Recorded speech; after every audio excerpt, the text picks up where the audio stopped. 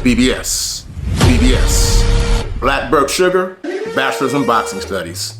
Television! Fred Sanford of the Fistic Arts.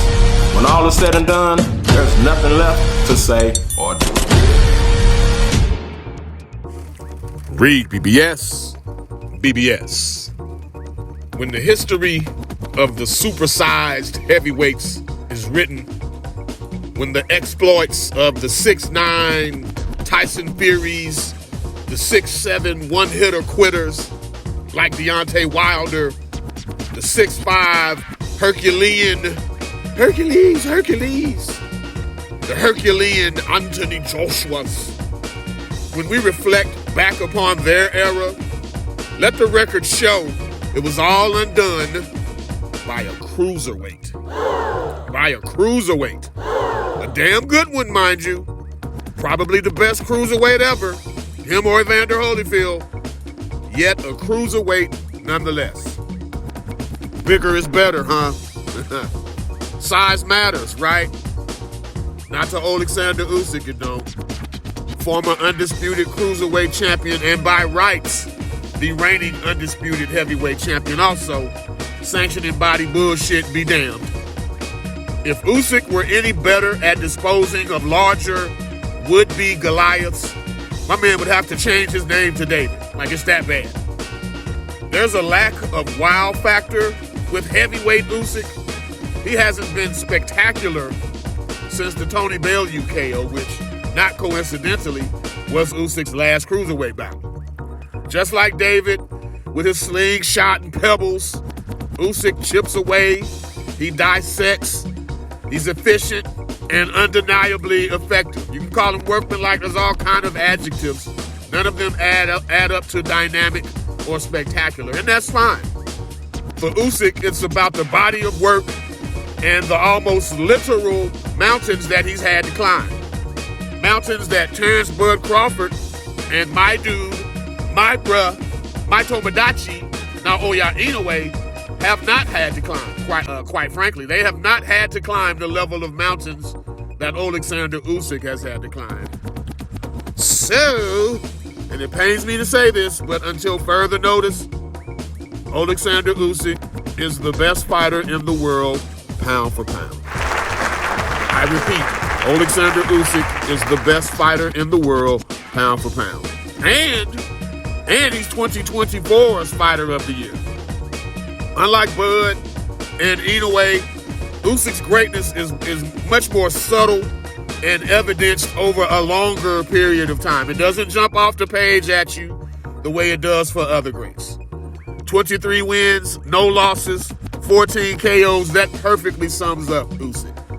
Not just a whole lot of KOs there, not even a whole lot of fights, but you have to respect that body of work. There's little fluff in that resume.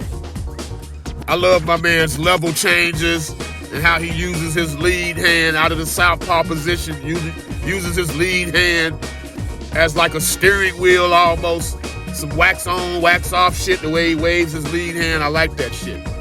And Usyk's substance over style approach is not unlike the way former light heavyweight champion and former heavyweight champion Michael Spinks handled his business. No, they don't fight alike. I'm not saying that, but the way they go about their business, it's appreciated over time, more so than right there in the moment, for the heavyweight versions of Usyk and Spinks. So it was funny hearing Tyson Fury in the aftermath say he got Larry Holmes. Yep, you sure the hell did get Larry Holmes, you big dosa. Once again, though, in the rematch, Fury started well, just like he did in the first fight. And once again, by round 5 or so, Usyk started ramping up the activity level.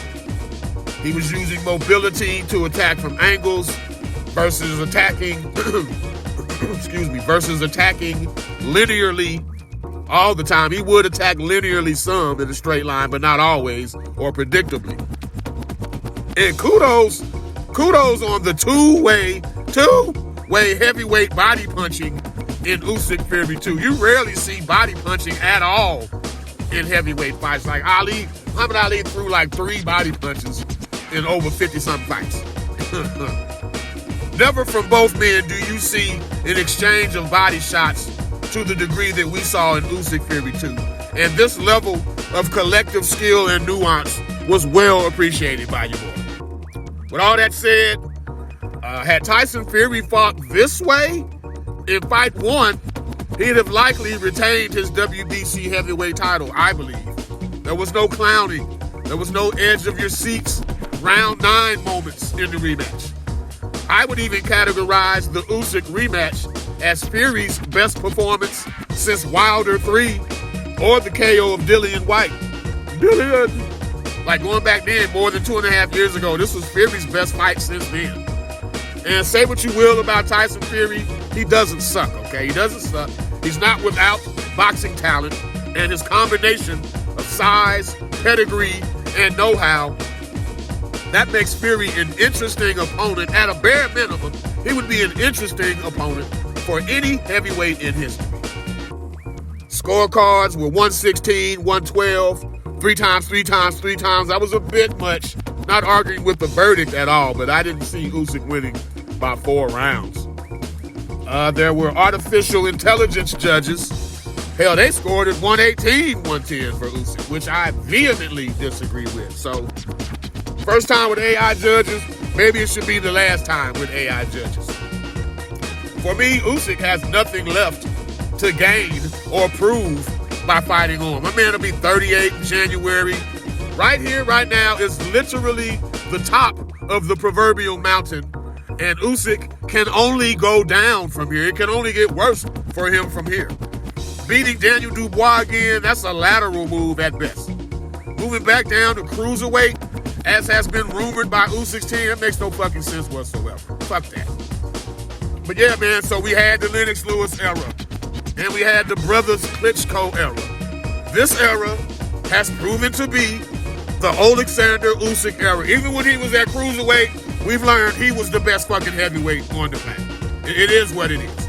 And to me, it's better for boxing that Usyk doesn't hang on too long because he's not spectacular and dynamic, and he's the smaller man at heavyweight, he's going to fuck around and get beat by a lesser fighter. Or he moves his ass back down in weight, which is dumb at his age. Older fighters don't move back down in weight. It's a death blow, a death knell. Just ask Roy Jones. Just ask Chris Bird. You know what I'm saying? It's better for boxing that Usyk not hang around too long. In fact, I'm hoping he retires. I really am. I'm hoping he retires. Don't fight again, brother. This is the apex right here. This is as good as it's going to get, so keep it here. For Tyson Fury, the next logical fight is AnthonyJoshua. And Joshua does not need to entertain a Daniel Dubois rematch until he faces Fury first. Let's get that fight out the way for the UK. All right? Let's get that one out the way. But yes, Viva Oleksandr Usyk. I'm giving him his flowers, his proper level of respect as not only the best heavyweight in the world, not only the best current fighter in the world, pound for pound, but 2024's Fighter of the Year. Oleksandr fucking Usyk. REED-BBS, BBS. Blackbird Sugar, Bachelor's in Boxing Studies. Television! Fred Sanford of the Fistic Arts. When all is said and done, there's nothing left to say or do.